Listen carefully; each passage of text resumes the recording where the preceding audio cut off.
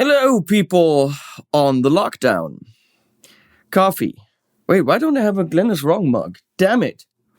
Maybe because Glenn isn't always wrong. I'm so sorry that you are where you have to be. I am where I have to be. But the thing is, I am where I always am. So for me, not too much has changed. But the world is weird right now. But one thing it has done, it has allowed us to get back to music. I see more live streams, more let's make music together, more collaborations, more recordings.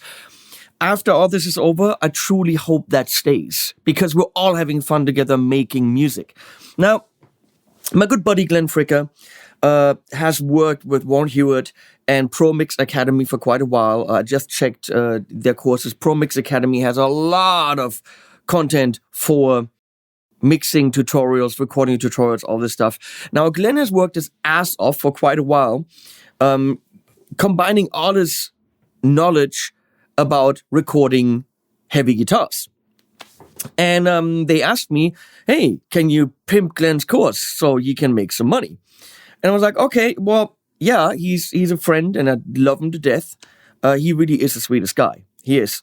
But I can't just pimp something I don't know. So I did my research. They sent me a link to the course. And I think right now we're sitting at home. We're trying to make music together. And this is a really cool thing for those of you who maybe a little bit shaky on how to record guitars, on how to mix them, on, hey, do I crank up the gain here or there? All these things to get, his perspective on how he approaches it. And we're just going to back that off. Always going to keep our eye on that. We're also going to want to keep an eye on our output fader as well. So we're going to bring this up. I think there are no rights or wrongs about how to record a guitar. If you record it and you like it, you're good. I've just recently shown in a video you can use a freaking iPhone, put it in front of a cab, and if EQ'd correctly, in the right context, not for metal, you can have a great solution. Now, of course, there's AUXes and Waza tube amp expanders and reloads, which I have all there. There's software, all this. Glenn goes into an amp, a cab, a mic, the good old-fashioned, how do you do that? And focused on what he knows best, which is really heavy stuff. Now, if you're a blues guy, this might not be for you because he focuses on the cabs, the mixing techniques, the tracking techniques of the heavy player. On that as well, and just show you guys exactly how much the tone changes as you move the mic. And even moving at millimeters can make a huge difference. All right, so here we are several months later. I'm shooting this in the LA studio with this wonderful Engel Pro Double XL cab. I just want to show you guys. So I looked at most of the course, which is 18 parts. There's a lot of material there. He really worked his ass off for quite a few years, I think, actually working on this. There's the raw tracks, which you can load up. There's, I think, Reaper files, which you can load, and you can follow the whole thing. You can experiment with your own files. Maybe get in the crease and just go off axis ever so slightly, just to kind of take the edge off just a bit. Now, I'm going to say 90% of what I've seen, I wholeheartedly support.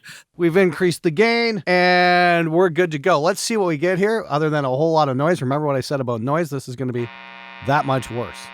Again, gating stuff out manually after you've recorded a reamp is very, very, very important. So there's some stuff that makes me chuckle, like when Glenn's talking about pedals, which he would himself agree that pedals, he doesn't know. I mean, he puts a tube screamer in front of an amp to make it more responsive, which is good. And then he goes into delays and he says, well, the flashback 2 is clearly a delay that needs to be in front of the distortion, which it is not, Glenn. Let's take a quick look at that. All right, so I've got the TC Electronic flashback back before the amp, and suddenly that magical tape delay has returned.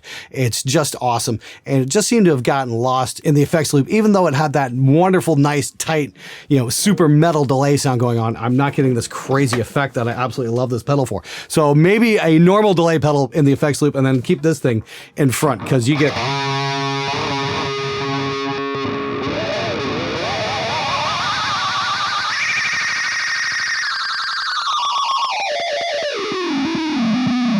when you have a delay in front of distortion, what happens? The distortion compresses it and brings up the delay. Can you do it? Yes. Will it sound really strange? It'll sound too dirty. You have to get the mix all the way down. You have to take something like an analog delay that is more dull versus a tape delay or a digital delay. But Glenn's not a pedal guy. He's a producer guy. And that's what he goes into. So I really watched a lot of this course, and it's good. There's a lot of good information in there. Here. Let's hear how much of a difference we hear and see which one I think is going to be best to build a tone off of.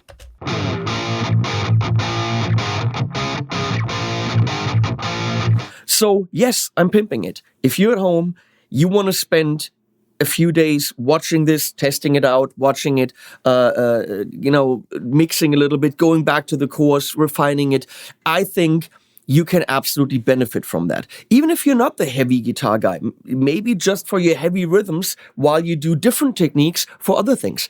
Glenn has put together a very comprehensive compendium on start to finish, mic selection, positioning, gain staging, pedals on the board, multi-tracking, different techniques.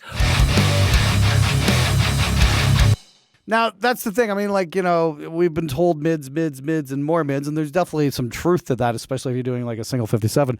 When you start using the two mics combined like that on an on and off axis, you get a massive mid-range boost, so you can actually take some out in post. And wow, we really get this nice attack on the guitar. All that stuff. And you can buy the whole course, and then it's a download or a stream. From ProMix Academy. I put a link below. Please use that link so Glenn knows I support him. And I also get money from that. So you're supporting me, you're supporting Glenn, you're supporting yourself with new knowledge, which is always good. You're supporting the nice people from ProMix Academy, which are all, and I met them, the sweetest guys, so way to go. That was my pimp of Glenn Fricker's Something heavy guitars are good. Record them goodly. Record heavy guitars goodlier than before.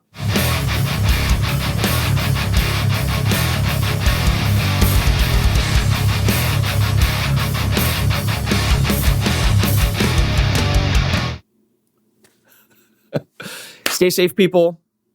Wash your wee-wee. Wash your hands. The wee-wee just because you have to. The hands because of safety for everyone. Wear a thing. No. You know, when you go outside, don't go outside. Please don't.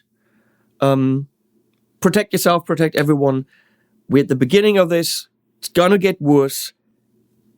Only you can do it. And you know what? We're freaking guitar players. Stay the fuck inside. Make music. I'm gonna put out another song that we can all do together. Everyone go ahead, record stuff for it. If it sucks, who cares? Do it. Send it to me. Let's all make music together. Thanks, guys. Animals at the end.